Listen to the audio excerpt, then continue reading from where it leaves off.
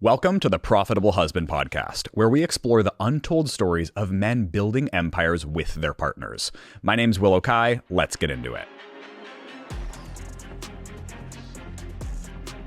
Ladies and gentlemen, welcome back to the Profitable Husband Podcast. Today I have a very special guest with me, the one and only Mikey Taylor. Super excited to have you here. Super excited to dive into, one, your entrepreneurial story and how you ended up in a beautiful building like this, and also how you have supported your wife, Jen, and your family and battled your ambitions, your progress as an entrepreneur, and what that all looks like. Thanks for having me. It's always a pleasure seeing you. Yeah. And let's dive in. Let's dive in. So first of all, for a backstory, what is the Mikey Taylor story? How did you get to here? You started as a skateboarder. Yeah. That's when I found you as a kid. Yeah. So it's an honor to be here again sitting with you. So, yeah, my journey was a little bit unique or abnormal for maybe people that are in my current industry.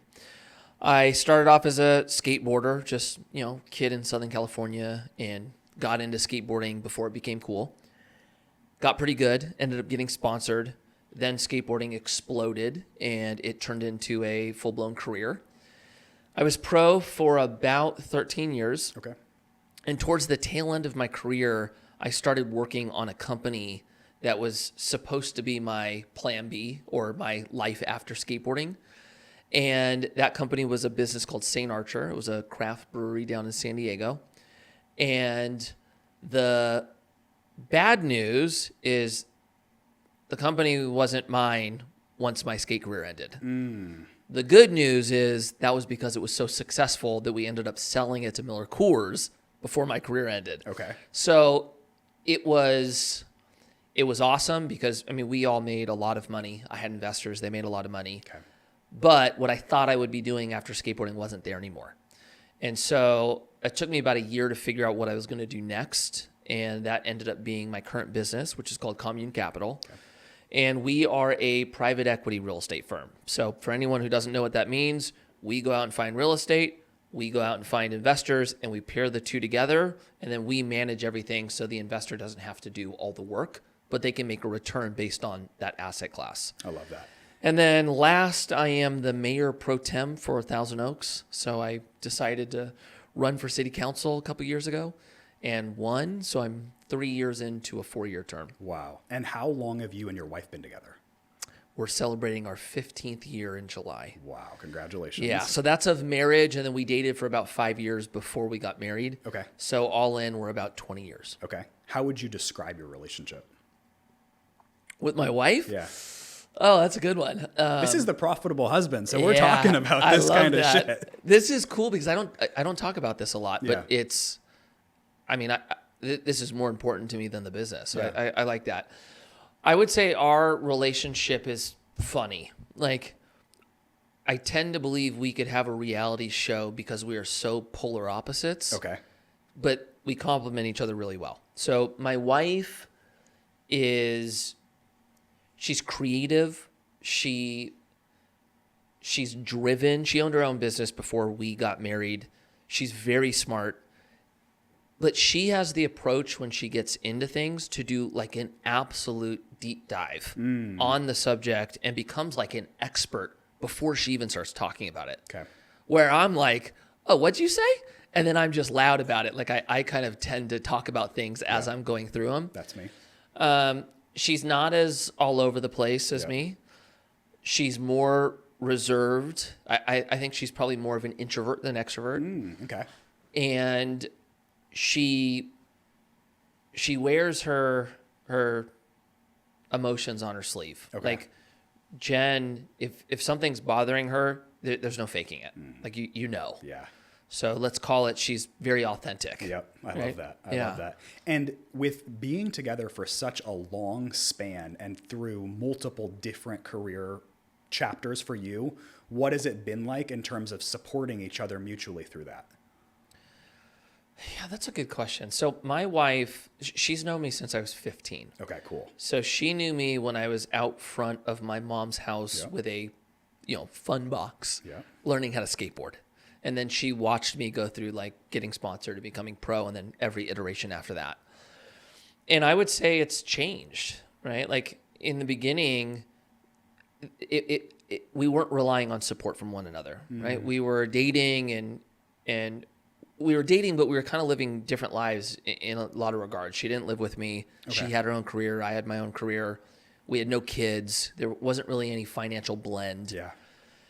And then when we got married, it kind of stayed like that for a while, which I would have changed looking back. Okay. But when we first got married, I had a challenge of putting my career first, and I put her second. And the main reason why I did it, not to justify it, because it was the wrong move looking back. Most pro skateboarders, when they got married, that was the end of their career. Like it just stopped. The drive stopped. The progression stopped. Yeah. And I was so scared about that happening because I loved what I did and I didn't want it to end. And so I put this like obsessive focus on put the energy into my career that I had before we got married while we're married and don't give up at all. Yeah.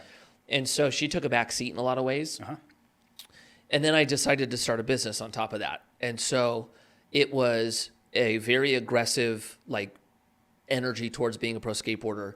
Then it was also creating a business. And then it was Jen. Wow. And that lasted for about 7 years until it started becoming there became noticeable issues. Okay. Right? Like the thread was starting to unwind. Yeah. And that came to a crash in 2016. Wow. Yeah. At that point, what was it that you were able to do to pull yourself or the relationship out of that turmoil?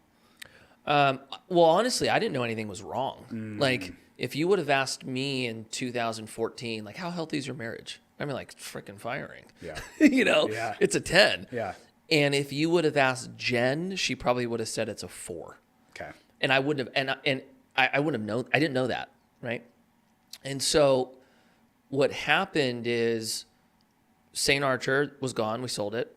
Skate career was gone. So, both things that not only took all my time, but really I was putting identity in were gone. Yeah. And I had 2 little kids at this time. Okay. And Jen was miserable, and she basically told me. She was like, I hate this. Like, this is not what I want in a marriage. I'm miserable. Like, this is awful, and it's your fault. Right? And everything she said was accurate. That was like the gut punch, right? Yeah. And so, like, the first thing I said was, okay, well, we're going to fix this. Yeah. Right? I just didn't know. I didn't know. I had a lot of things I had to work out internally that I wasn't totally aware of them being there. Yep. And so the hard part was I was dealing with an identity crisis and a marriage issue at the same time, which was freaking hard, And so, we started going to counseling. I started like trying to answer some of the deeper questions that I avoided. Like, why am I like this? Why do I put my value in what other people think of me? Why my career ended? Why do I feel like 0 because my career ended? Like, that shouldn't be the case. And it took us about a year, I would say, of counseling, trying to put my wife first, build an actual relationship with the kids until things were not perfect, but a lot better. Yeah. And then, it's been years now of continually working on it. Yeah. And it doesn't mean we don't have problems. Like, marriage is just, it's finding solutions to problems, right? It's the fairy tale, like, we love each other, we never fight. It doesn't exist. Yep. And we have just gotten better at getting to a resolution quicker instead of letting things draw out. Yeah. Like, I'm not saying it doesn't happen, but the days of like, we get in a fight and like, you don't talk to each other for a week or like, we've gotten a lot for that shit. Yeah, we've gotten a lot better at like, I'm sorry, this was my ego talking, and stuff like that. Specifically on ego talking, I think that's something that I definitely relate to, especially in being ambitious and successful and trying to find thing after thing after thing to kind of advance yourself. I think ego is something that we, even as men, are kind of always fighting against, of it overriding our other emotions. Because I think that a lot of the time, sometimes I'll notice my ego gets hurt, and then it comes out in the form of like anger or like disappointment, where it really like should have just been maybe verbalized of like, man, this kind of hurt me, or just like sit with it for a second. Right. But it's interesting to think about. I'm curious, when you guys met at 15, did you guys have a vision together at all? Or did you have any idea that it would turn into what it is now? Oh, no, there was nothing. Okay. There was nothing. No. And the big reason, I mean, there are some factors, but one, I was just a skate punk. Yeah. Right. And I didn't grow till I was really late. Like I didn't go through puberty till I was 18. Oh, wow. Right. So I was 5'3", 95 pounds until I was 18. Wow. My wife was like early bloomer. Like Yeah. my wife at 13 looked like an adult woman. Yeah. Right. So I was out of her league. Right. And then, she had boyfriends. Like I had some girlfriends, just never lined up. Okay. And then she went away to school, and I bumped into her on Christmas break. Like I walked out of my parents' driveway as I was getting my stuff ready to move into my house that I bought. And I saw her. I was like, what's up? Like, not even on some like flirt stuff. Yeah. I was just like, what's going on? We started talking. And then I just threw out there, like, why don't we go get dinner and catch up? Like, not even trying to hit on her. And we basically just had like a great time. And then I started thinking, is there something here? Wow. And then I was like, you want to have dinner tomorrow? She's like, sure. Wow. So we hung out the next day, and then I went in for the kiss, and Love it worked out, and Turned into a fairy tale. turned into it. Yeah. What, when you were a kid, what kind of examples of relationships did you guys have, or did you have? That's a good question. So the interesting thing is my parents have been together since both of our parents are still together. Oh, wow. And so my example of my parents was very similar to hers. Mm-hmm. I saw my parents have hard times. I saw them argue, and I saw them resolve. And divorce for my parents was never an option. Okay. That was the same for hers. So I would say what was good for us is we kind of went into it with that same idea. Like if we're doing this, we're doing it all the way out. Okay. And that doesn't mean that it didn't get thrown out. Like I remember one time, like we got in a fight, and my wife said that. She's like, I'm done with this. Like maybe we should talk about divorce. Wow. And right when she said that, I was like, absolutely not. Like I'm not even going there. Like no, that's not on the table, right? And she told me later, she's like, it was one of the most freeing things hearing you say that, because like then it was like, okay, I don't have to worry about that from him. Like he's all in on this. That was very helpful for us. That's interesting. Yeah. Does the idea of not divorcing, is that a faith-based decision or just a personal value? Well, it started off personal and then became more faith-based. Okay. Like I didn't grow up with a faith. She did. I think it was like when I grew up, I had friends that went through parents that got divorced. Yeah. And dude, it was like, I was their friend. It was horrible for them. Yeah.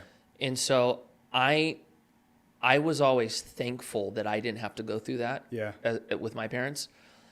And then for both my wife and I, our view of marriage changed when we started kind of leaning more into faith. Mm-hmm. It became less about a government contract and became more about kind of maybe some of the beginning concepts of why people get married. Yeah.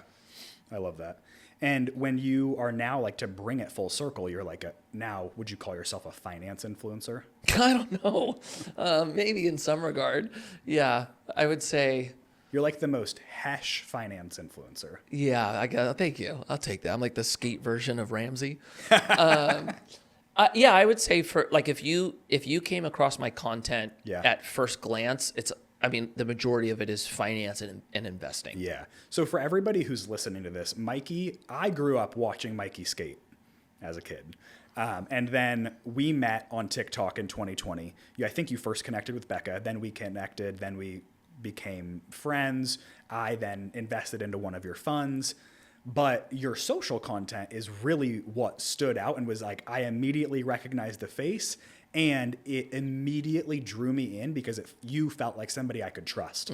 Like immediately you see the video and you're like, I like this guy. Yeah. It's universally likable and you have a good vibe.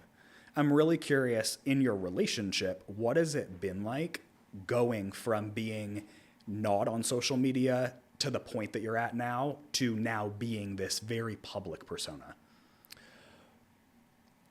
Honestly, I might have had the best, like, slow roll into it that you could have, right? Because I was a pro skateboarder. I was a large pro skateboarder. Yeah. So I would get recognized when my wife and I were dating. Yeah.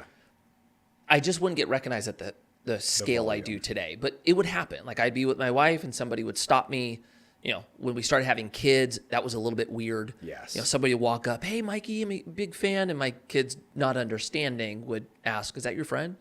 Like, no, I actually don't know them. Why do they know you? The consistency in which it started happening increased over the last 4 years. That's for sure.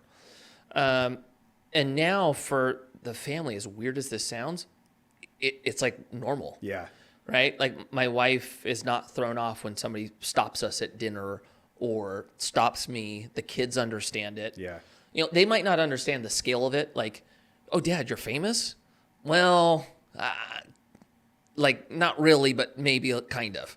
What about the difference, though, in now you having this internet personality and videos always pop in, so much engagement? Like, when you look at your phone, there's a lot going on your phone. Right. Probably in relation to Jen's phone, somebody liked a Facebook post. Yeah. How has that been in now kind of fully diving in and being just fully in social media? I would say having to create a balance of not being on my phone at the house was the thing to learn. Okay. Right? Because you're right. Like, there's so much going on and it doesn't turn off. Yeah. And if you're like me and you're a little bit obsessive and you maybe have high goals that you're trying to accomplish, it's very difficult to turn it off. Yeah. And I got to a point where, like, Jen would check me, like, "You're always on your phone." Yeah. You know, and I would justify it. Like, "Yeah, but babe, it's like, this is what it takes." Yeah. You know, and then what really started humbling me was figuring out that with our kids, like, they don't listen to anything you say, but they catch everything. They watch you. Yeah. And what you'll see is some of the things that you do well that your kids will do, and most of the things that you do bad, you also get to see. Yeah. And it hurts, right? It's like the biggest mirror you can ever see into your weaknesses. What's an example of that? Oh, gosh. Like, what's the most negative thing that one of your kids has picked up from you? Ooh, that's a freaking heater. I would say, okay, one of them, right? I have a tendency of talking my way out of situations. Okay. I get that vibe from you. Yeah. So, like, my wife, Mike, I left the house and I made all this food and told you to put it in the fridge and you didn't. And now it's all ruined because I saw it in the trash can, right? I can have a tendency of, before saying, "Crap, you're right," like, "Well, you should have said it clearer and there wasn't a thing on it." And I can talk my way out of things naturally, right? And my daughter is like that too. And so, "Scarlett, why didn't you do that?" And I'm like, I'm, you know, on one hand, I'm like, "Damn, girl, you know, like, you're going to be good at sales." But on the other, I'm like, that's actually not I don't like that about me. Like, that is a human behavior that is, I don't think a quality used the way I'm using it. And so, you know, that one's tough. I would say the being in front of them and not being present is a big one. Yeah. Right? Like, having, like, the kids talking to me and then go, "Dad, yeah, did you hear anything I said?" You know, those are probably two of the most obvious ones for me that I spend a lot of time trying to be better at. Yeah. And then just recently is the phone situation. Yep. Like, you know, my oldest daughter is a lot like me. And I can see that if all she sees me is on the phone, Well, then how am I going to say, babe, you can't use the phone, have some separation? What is she going to say? Dad, you're a hypocrite. Yeah. All I see you do is be on the phone. So those are probably 3. Yeah. Yeah. On the other side, what have been the most positive things you've seen a kid pick up from you? Okay, I'm naturally optimistic. Okay. So I'm for my wife, my wife said, I'm going to say this just because she says it so much, she wouldn't be mad. I'm the one that builds everybody up, right? Okay. Like my wife, like if she's having a hard day, Dad's home and it's kind of me that's like, babe, we got this. Let's figure this out. Yeah. Like I'm kind of the encourager. Yep. It's cool seeing my kids do that with others. I love that. Right. So I would say that's been something that's been positive. Yeah. I don't panic in stressful situations, like at all. Okay. And so the things that my kids have to worry about right now, they might seem like trivial, but sometimes, they'll have a meltdown over something that doesn't feel that big. But it's interesting because that's one that I can't just show them. Like I also have to teach them through it as well. But I'm hoping that the visual and the audible version meet up. Yeah. I love that. Has your entrepreneurial mindset or just the vision of business changed or adapted with having kids? Yeah, it's gotten better. Okay. 100%. Yeah. One of the biggest traps that entrepreneurs have is not learning how to scale. It's actually really difficult, right? It's so easy for you to become solopreneur, where you can create something and you can make money doing it, but it's so difficult for you to then bring people on to then take some of the revenue that you're getting and outsource it. Yep. And then it's also difficult to let go of control. Yeah. Right? If you can't let go of control, you're never going to have anything of size. Yeah. When you start having kids, your time is 1, more valuable, and 2, a little bit more scarce. Mm-hmm. And so you're kind of, or at least for me, I was forced to really get good at delegation. Mm-hmm.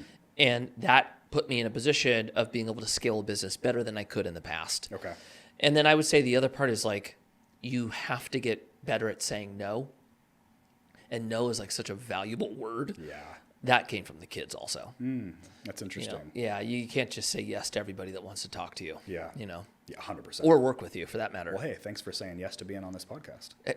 Listen, you've done a really good job at making it easy to say yes. Thank you. Curious what your thoughts are of being in a rat race of just chasing money and one thing after the next, and where you and Jen's individual perspectives come to what is enough. Okay. So to kind of give a little bit of context on how I'm wired, for me, money's not it. And I know that might sound silly because all my content is about finance and investing. Yeah. I've never really cared about money. Never been driven to have it. Never felt the need of having it. Okay. I remember some of the most happy times of my life was 19 years old, making $500 a month skateboarding every day. There was so much joy in my life, and it wasn't because of money. Yeah. But what I am driven by is goals. Okay. I like setting goals. I don't necessarily like hitting them. I just like setting it and then trying to get there. Yeah. And so that's what keeps me going. The challenge is, when you're talking about the balance between a family, they can create the same result. They can create the when is enough. Yeah. Whether you're chasing money or setting goals and chasing goals, there can be a point where either your wife or your husband looks at you and goes, why are we still doing this? Yeah. Can we just drop it and enjoy each other? Yes. And so I don't know yet with that. I don't know when enough is enough. I would say I probably will never retire. Okay. I'm not sure we're supposed to retire. I think agree. you just end up taking on different roles as you get older, and maybe you lean more into mentorship. Yep. And even maybe more into community than in the beginning stages. Yeah. But I feel like I have a pretty good balance right now. Okay. I have set guardrails around when I'm doing business and when I'm not that seem to have given us a pretty good way of doing both, right? I don't work on weekends anymore. Yep. I'm home almost every night to make dinner read books to the kids, tuck Yeah. them in. That seems to be a pretty good flow. But look, there's times where that doesn't happen. Like, I think everybody kind of needs to understand that if you're in business, like, work-life balance is never going to be a consistent thing for you. Like, there will be times where you get more, life than you get work. But there are times to go all in on business. 100%. And then there's times where you have to, where it's survival. It's just an ebbs and flow type of thing. Do you and Jen commonly agree on that topic of what is enough, or if we could do that, then maybe you could work less? Or do you feel like, just trying to dig into that topic of, if you were to, let's say, all of a sudden you have 1,000 investors come to you tomorrow, Mikey, I got all this money. Is there ever a point where you're like, wow, I'm going to stop creating content, or I'm going to stop being in office 5 days a week, and I'm just going to go down to creating the best experiences for my kids as I possibly could? Or do you feel like you're hooked into the entrepreneurial grind of that it's just goal after goal?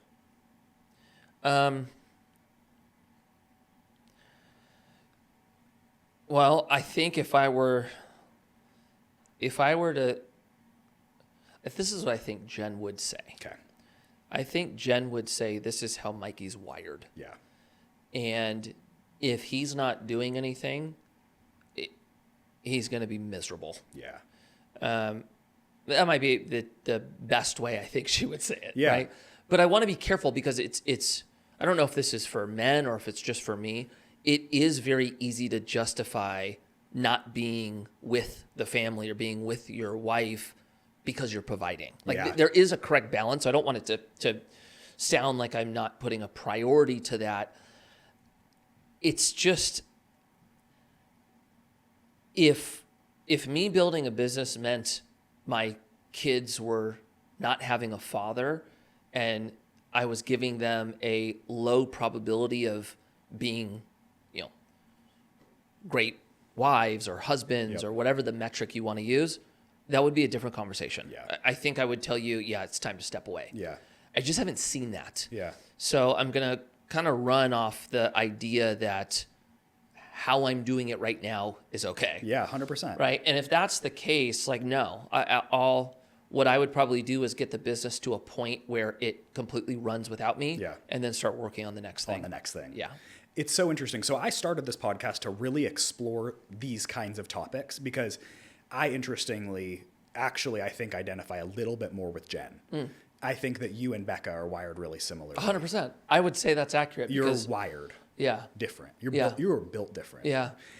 And I think it's actually really interesting, because we are both Becca and I are fully entrepreneurs together, and we're both obsessive to the same point. But she is such a bigger action taker than I am, just being totally transparent. And it's really interesting to explore these topics with other relationships that have a lot going on. There's high pressure, sometimes high performance, all of these things. And it's really interesting to see, what is it really like behind the scenes of battling the ambition? It's not the money. It's actually chasing like goal after goal, because for us, it's the exact same thing. If we can get our business stabilized, we're going to launch something new. Yeah. If we can get that going, we'll launch something new. Right. I don't ever see it stopping, but I see it evolving. Right. And I interestingly do feel like I am slightly working towards an end goal of not being on social media. Interesting. Yeah. I don't know, maybe. I had one of my friends, Drama. DJ Drama? Yeah.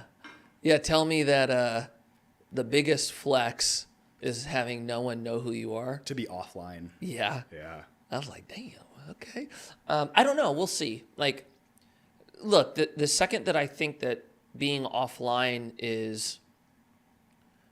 can make a larger impact than being online, that's a different calculation. That's such a different even conversation, because the impact of being online, you and I both know, is so great. Yeah. It's so big, or we wouldn't even be sitting here likely doing this podcast. Yeah, that's right. Yeah, but it's interesting. I would say, like, for me personally,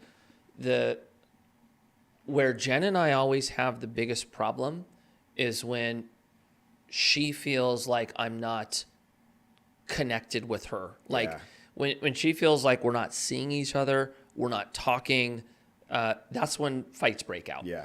And so something as simple as like a date night once a week. Yeah. That goes so far. Yeah. So whenever we're staying on that, we tend to be doing pretty good. Yeah. But like I had to learn, because it's interesting. Like my role in the family unit, especially my role with Jen, is building everyone up, right? And so for a long time, like I was trying to be mindful that I'm not putting too much stress on her with factors that are going on in the business to like make it harder. Yeah. But what I found is there's a little bit of the opposite happened. Like when I wasn't plugging her in on anything in the business side, she felt like she didn't know what was going on, and that actually felt like it was creating a barrier between us as opposed to feeling like we were in this together. Yeah. And so I find myself telling her more even when there's struggles. Yeah.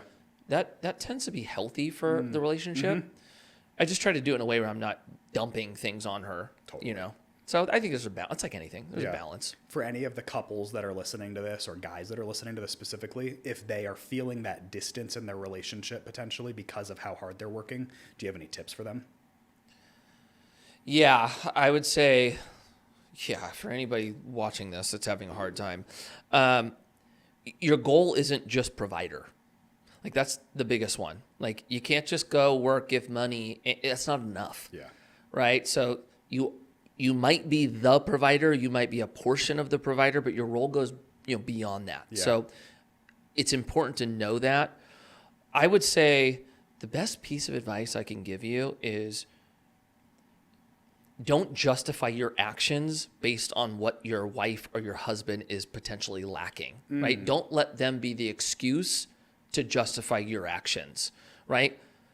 Try to be better yourself and be a little bit more selfless in the relationship. Yeah. Because when you're blaming everything on your wife or your husband, the inevitable outcome is it's going to be done. Yeah. Like divorce is an inevitable outcome. You will start looking for other people that are more than what you currently have. Yeah. And the reality is the grass is just not greener. Right? You're going to go through the same struggles on the next one. Yeah. Like you will come to the realization that you're good at some things and you're bad at others. Yeah. And usually when you find a wife or a husband, they're usually good at the things you're bad at. It's usually opposites attract. 100%. And so I would say, the more you make it about the other and not about yourself, the quicker you solve problems. And I think just the happier you are all around. Yeah.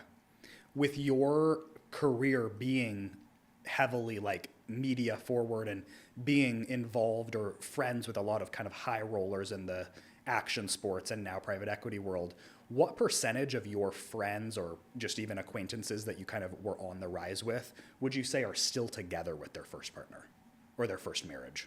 Oh, well, I'm at the age now where we're going, like friends of ours are splitting up. So we're going through that now. Gosh, the percentage, I don't know, maybe 60%. Break up? No, I would say 60%. It feels like there's a slight majority that are still together. Okay. But it doesn't feel big. What would you say, like from maybe the ones that you do know a little bit more intimately, what are the traits that you feel like have allowed them to stick together? Especially of the best relationships you can think of. Yeah, I mean, dude, I would love to tell you that like faith is the reason, but it's not. It's like, or that's maybe not the fair way to say it. There's no difference between the percentage of people that get divorced that are religious versus those that aren't. It's the same. Yeah. Which I think is just a poor example of how to do it, unfortunately. You got to kind of fight culture in a lot of ways, right? Like we do live in a time where people tell you, the individual, you can have whatever you want and you deserve whatever you want and you shouldn't be held down. And you kind of got to fight that, right? Like I don't think that's healthy. It's not healthy for us to have everything we desire at all times, right? Like having restrictions is, I think, very valuable for our happiness. Right? You don't just eat whatever you want at will. Like what happens if you do that? You blow up and now you're sluggish and you have no energy, right? It doesn't feel good to work out, but the benefit is good. Right. So I would say first and foremost, like pay attention to the red flags while you're dating, right? If you're seeing things in the person you're dating that are a little bit questionable, it will only get worse as you get married, right? So if you're dating somebody that has a freaking wild temper, Yeah. that's going to be an issue the longer you're together, Yeah. right? And that's not to say if they have a temper, abandon them, but if they're not making steps towards getting better at that, Yeah. that's going to be a challenge, Yeah. right? If you're with somebody who's a narcissist, like that's going to pay attention to these things. And then I would say probably the most important is making sure your morals align while you're dating, because when you start having kids, that's really going to come out. Yeah. And that's when you guys will see a lot more conflict when it comes to how you raise your kids. Yeah. Make sure that's correct in the beginning. Yeah. Date to marry. That's probably the best. And then I don't know, the thing that helped me is when I said till death do our part, I was all in on that. Have there been any things like therapy or anything like that that have really been able to help you stay true to the relationship and the quality of relationship that you're wanting to build? Yeah, therapy's been constant for us. Okay. So I would say you can view therapy as the way you would view going to a mechanic for a tune-up. That's something that you should constantly be doing. Don't wait until you're, in the pit. Literally. Yeah, just go do that for maintenance. Yeah. And it's nice because you might be saying the same thing you're saying to her or vice versa. Yeah. But you put a person in the middle, all of a sudden the other person's able to hear it in a way that maybe didn't before.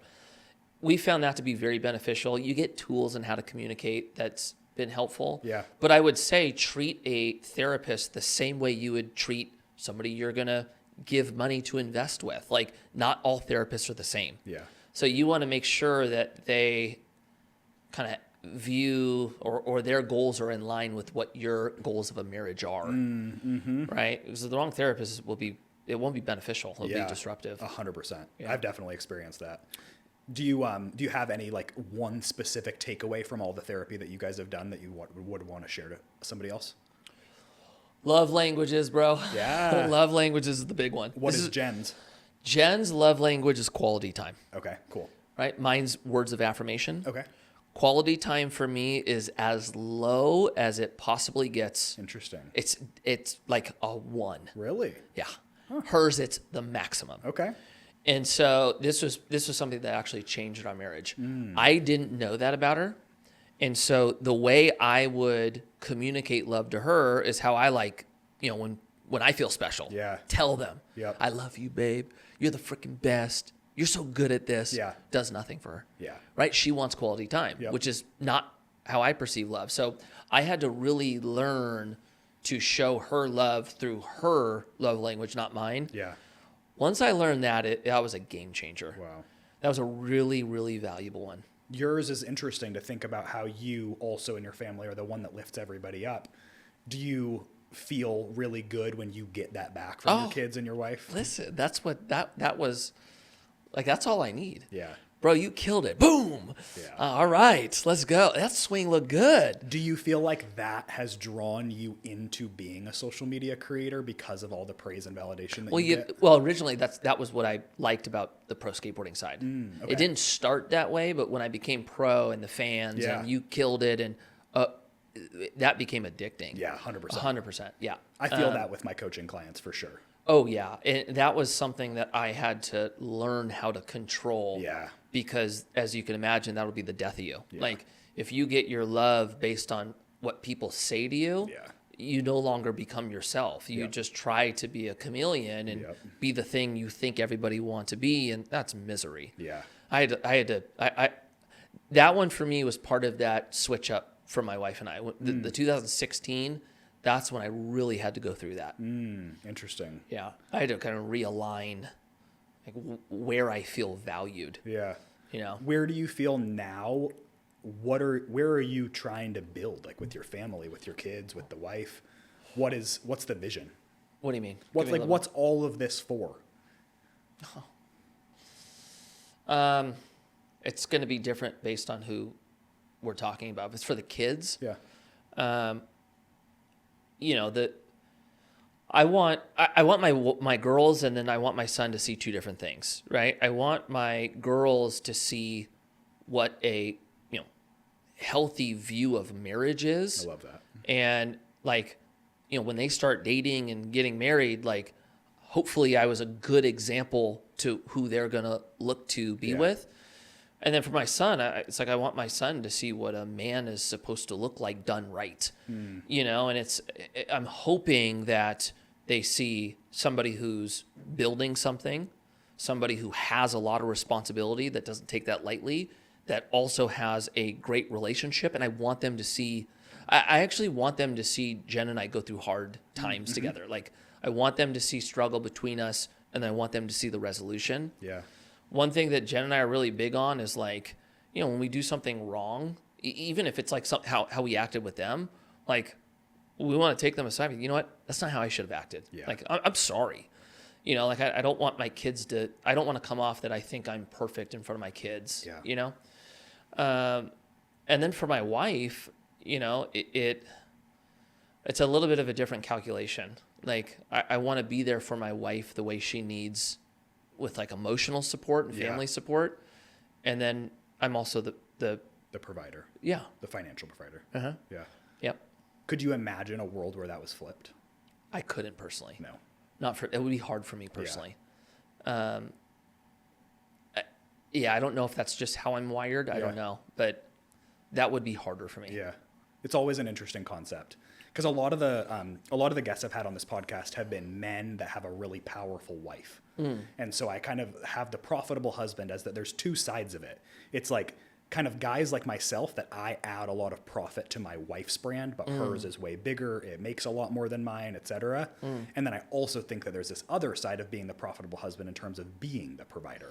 Yeah, it's interesting. Like, I'll tell you, I'm not scared of that. Like, that was one of the biggest things that I was attracted to Jen when we started dating, was that she was driven. Like, she was smart. She applied it. Like, and when she started, like, she had her own interior design business, and like, I loved that. Yeah. So like that was something I was naturally attracted to. But I'm not sure I could not build. Yeah. That would be the harder part for me. Yep. And then I don't know, the not building would be hard. I'm incredibly competitive. That would be hard for me. Oh yeah. Like, that's just how, I don't know. Yeah. Do you feel like now the work that you're in, you get to fuel that competitive drive by finding investors and finding projects and all of this stuff, and you're kind of at that peak of competition? Yeah, for sure. I like that. It feels like when I watch you and I see your social stuff and your touring properties and all of this stuff, it looks like you're really having fun doing it. I enjoy it. Yeah. Yeah, 100%. I love what I do. I love that. But I think I've spent enough time knowing what I like. And so, like, with this business specifically, I just had more wisdom with the last one. Yeah. And so I was able to do it in a way that I am just excited to be here. But for me, it's gamifying everything. Like, I have to create a game to everything. Yeah. That's what brings out the competitive side in me. Okay. A lot of, like, I was a pro athlete that was, it was me against myself. Yeah. Right. This one's a little bit different. Like, I definitely look at people in my space. Like, I look at what Grant's doing, and I'm like, all right, big dog. Hey, that's where you set the bar? Okay. All right. Time to get better. We went to Patrick Bet-David's office, and I was like, this guy is killing me. Yeah. Like, okay, step up. Like, Yeah. I like seeing people do things at a higher level than me, and trying to not only chase but pass. I just enjoy that. I like that too. Patrick is somebody who I'm actually in coordination trying to get on the second season of the show. Get on. I am curious on that specifically, because it's part of Becca and I's relationship too, is always admiring people that are doing bigger things than us. So I look at people like Grant as well. What are your thoughts on growing to the point where your socials are just an activation platform and not really your social media anymore? Where like you'll post things that aren't even really true just to get rises all the time. Yeah, I think that's just natural incentive. Yeah. Like it's just looking for any angle you can get to Yeah. get views. So I don't like it. Yeah.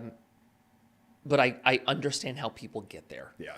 Right? It's like, you know, this is everything. In a capitalist structure, you are competing with others. Yeah. So you're driven to do it better than the other, and you're ultimately fighting for attention. Yep. Right?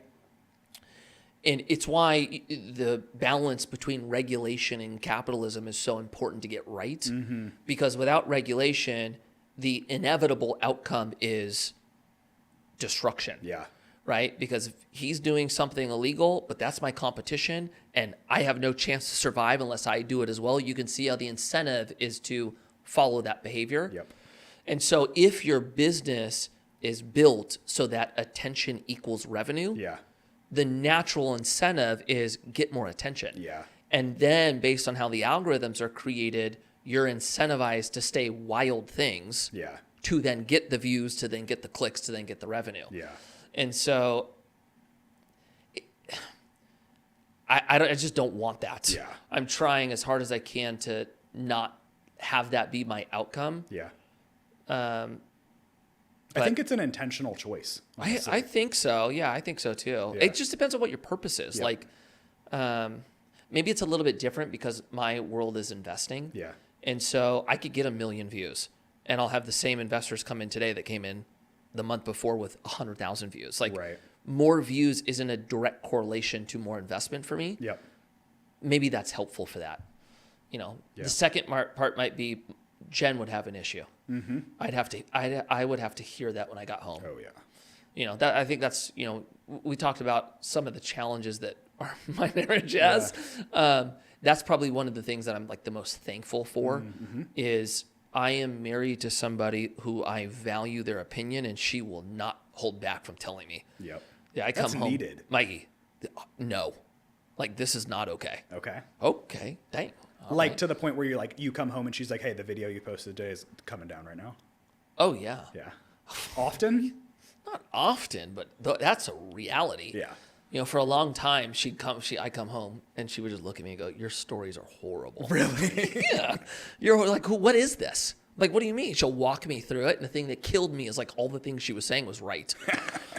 You know, yeah, I suck at this, babe. I'm not good at the stories. You know. Yeah.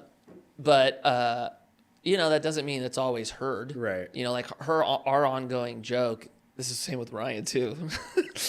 They tell me things I should do, Yeah. and I don't listen. Yep. And then a month later, I'm like, we should do this idea. Oh yeah. It's got to And be your idea. They're You're both similar to Ryan Becca. and Jen are the same way. They both go like this. So I've learned, and you guys behind the cameras can take note of this too. So my wife is very, very similar in that we're not doing anything if it's not Becca's idea. So what you got to do is you got to get really good at seeding ideas. Yeah. Like Mikey's taking a nap, you're like, we should do this, we should grab that, we should grab that. And when you wake up, trust me, you'll have a good idea and you'll be like, I wonder where that came from. So it's funny because Michael, who you know, my partner, Yeah. he's very similar to you. Okay. And his dynamic with his wife is very similar to Becca. Oh, interesting. Right? So it for me, like I am way more like his wife than Yeah, him. yeah. And he says it all the time. Yeah. The genius is making Mikey feel like it was his idea. It literally. I'm like, bro, chill. Bro, chill. Exactly. I'll chess my way out of this. You know? Well, to round this out, what has been the biggest and best experience you've ever had with your wife, and why? The best experience that we've had probably was the birth of each kid. Like that was pretty special. Those are pretty cool moments. Yeah. We had our babies at home. Love that. So it was like babies here, Yeah. like on us in bed. Those Yeah. were special. Yeah. All of the babies at home? Every single one. Wow, that's awesome. Yeah. Tubs. Yeah. My mom is a midwife. Oh, sick. Yeah, we did Yeah. the midwife. Yeah. Jen did, just like did it all. Like it was crazy. Did that give you a newfound level of like respect or admiration for Jen? 1,000%. I can only like imagine. 1,000%. Let me think of the best way to say this. I was so much more impressed by the way a woman is created after walking through that experience. Yeah. Like, that was nuts. But the thing that also was crazy, and people don't know this, but when a woman has a baby, there's hormones that come out that are used to bond the baby and the mom and the husband together, right? And it's crazy when you feel that. Like, baby's there, grab baby, husband's there. You feel more connected than anything I've experienced before. Wow. That was gnarly. Yeah. But no, I mean, women are amazing. Dude. Like, and I think giving birth is one of those things you're like, wow, like you are designed pretty rad. 100%. And then the other thing that's weird is, like, even as you're saying that, one of the things I'm the most thankful for was actually not the, like, best experience. It was actually one of the lows. Like, going through 16 and 17 with her was definitely by far the hardest thing we've ever done. Yeah.